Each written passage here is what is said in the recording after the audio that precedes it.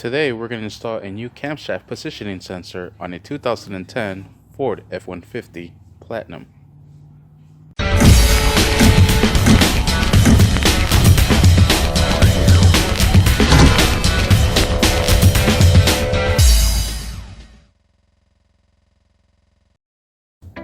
Alright, I just made a video of how to remove the camshaft positioning sensor on bank 2 on a 2010 Ford F-150 5.4 3V.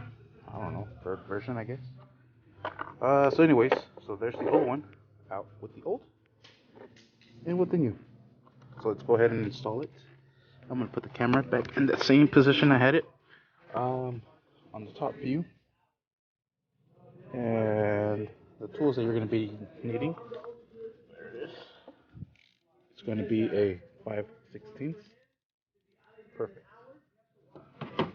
Alright, so let's go ahead and put it in there. It's going to go right in that hole right there. You could do this one of both ways. Remove this whole airline ducting. You have to remove this and this one over here. Then take that off. Or you could just reach right underneath it.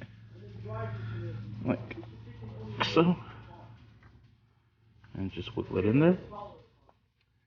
Grab the screw. And let's go ahead and put it in here. And this screw is super long, so let's go ahead and drive it all the way in. If we can by hand. I don't think you guys want to watch that. Probably the simplest thing to do is grab the socket and the extension. And drive it in there by hand like so. Makes it so much easier. Alright, then we'll grab our ratchet and finish tying it off. So this plastic so not too tight. There it is. And install the pigtail.